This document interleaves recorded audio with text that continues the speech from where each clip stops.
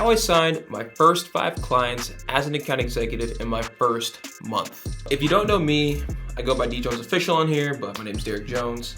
I'm an account executive. My day-to-day is selling healthcare software. So I recently got promoted last month. I used to do a lot of outbound calls, like as an MDR, SDR, whatever you call it. I'm just gonna put some proof because I know there's no proof in the pudding if you haven't done it on Snapchat or if you haven't recorded it. As you see, yesterday, February 10th, I signed my 5th one. I signed my promotion to an AE role, account executive, on January 12th. So I was super excited about that. I'll share how I was able to do that because I've been at this company less than a year. That's another thing. I haven't been in this company for a full year yet. The first thing, I want to go over my space. So what does my account executive role entail? What I do is I'm in the direct new space. So I am as cold and as far as away from client sales, partner sales as possible. The only 2 ways that we get clients is if we source them or if we get inbound leads from our marketing team. What did I do to basically get these signed within the first month, right? Well, the first thing I did is once I was able to figure out who I was talking with, I did my research. It's always good to have a game plan before you go into who you're calling, okay? So I did my research onto who I was calling. I figured out familiarity through what their specialty was and if there was any pain points that they might be struggling with as well, okay? And so after I did my research, what I did was I gave an introduction call, right? And I'm always big on these introduction calls because they give you a lot more leverage if you're able to find more pain, which gives you more questions to ask during the demo, right? And it also gives you an excuse for them to go to the demo even if they want to cancel out of it later on, okay? So that's the first thing I did was research. Second thing I did was my introduction call. After that, I went over objections that I thought would be common that I overcome, and then I figured out 3 value props that I could give about our solutions that were different than all of our competitors that we had on file. So if you're not able to figure those things out, that's A-okay. But the things that you are able to control is your introduction call, your research, and common objections. If you don't have any competitor analysis or knowledge, ask the people around you. I'm pretty sure someone does. After that, during the demo, what did I do? During the demo, I was kind of taking away my past sales experience. This is my first rodeo in sales, but it's definitely my first rodeo doing this type of sales. Software is a whole different ballgame, especially when it comes to product knowledge. You have to give world-class experience. Same way if you're going to a car dealership, selling memberships, or you're in a mall selling beauty products. You have to give that world-class experience, something that they've never done before. Every single salesman acts the exact same way. But how are you gonna act and how are they gonna react when they meet you? So when you take that into accountability, that's the first thing. The second thing I did was I made sure they felt heard, which I got great feedback from. That's something that they actually said. In translation, not word for word, but still. You wanna ask what role they play in it, right? Are you talking to the owner? Are you talking to someone that's able to sign that check over to you, right? And if you are, that's great. And the best part of that is every person I had, they were the right person I was talking to. But it's always good to reconfirm that regardless. The second thing is next steps, right? After you finish the demo, you wanna make sure you have another plan of action. And they're even gonna follow you along too. Like if you don't know what the next plan of action is in the top of your head and you give a great demo, they might give a plan of action for you as well, which I was struggling with in the very beginning. One of the things you always wanna ask is roadblocks, right? If you're gonna go through a few of your solutions, if you have multiple, take a little roadblock right there and reiterate, do you see how this can help you solve XXX? Because I know you've said this before. And be like, yeah, I really do. Gotcha. What'd you like most about it, right? And you get a little more curious about it. And they're always like, well, I really like that it's gonna help us gain a lot more control about this. A lot more control. Can you unpack that for me a little bit?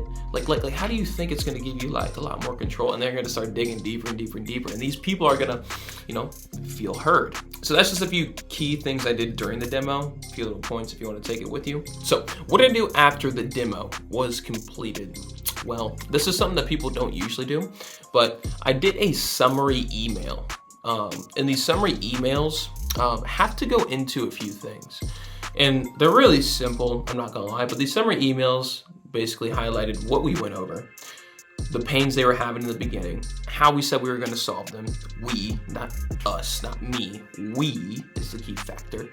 And what were the next steps? And then I would ask them in the demo if they could confirm that for me as well, right? I'm gonna send you a summary email. Can you just confirm that everything we went over is right? Just let me know that you received it and the next steps are accurate, right?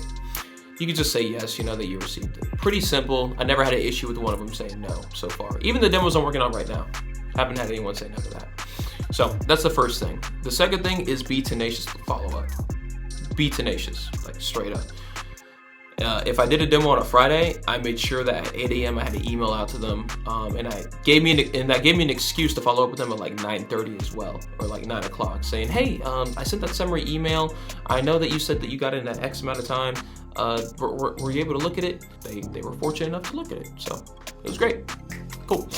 And the last thing I want to tell you is what were the reasons they signed. And so something I kind of grabbed on, not for like the first two, but after the first two, I wanted to ask their feedback, and I wanted to ask them, what was the reason that you signed?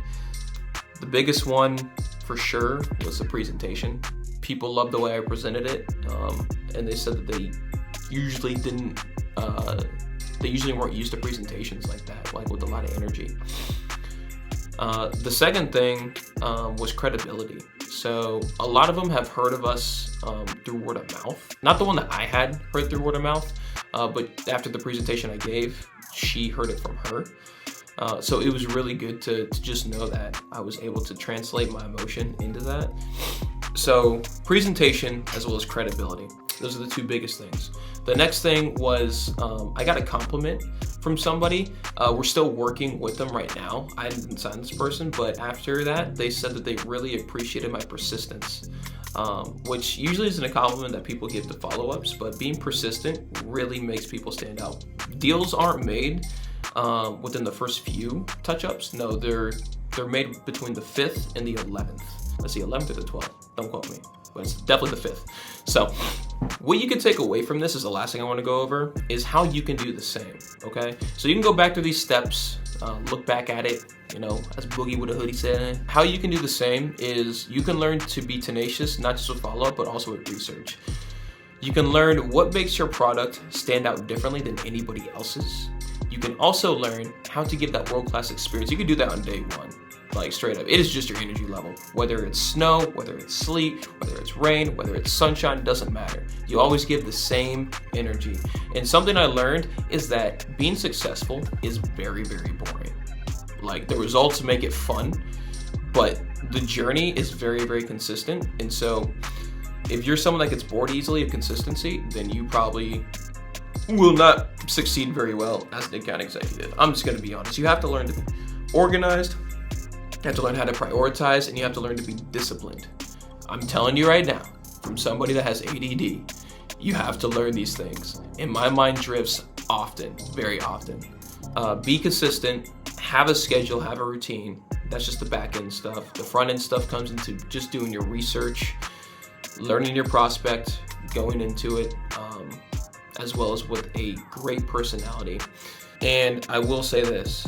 Learn the common objections, and you can learn this before you even go into making any calls. You can rehearse these common objections. So that is what I did to sign my first 5 clients in my first month as an account executive. If you gain some value from this, hit that subscribe button. I really want to give some cool gems that I was able to find on my own. Research is one of the things I love doing highly, so I think that's what kind of, helped me set myself apart and got me promoted a lot quicker and still under a year being at this company.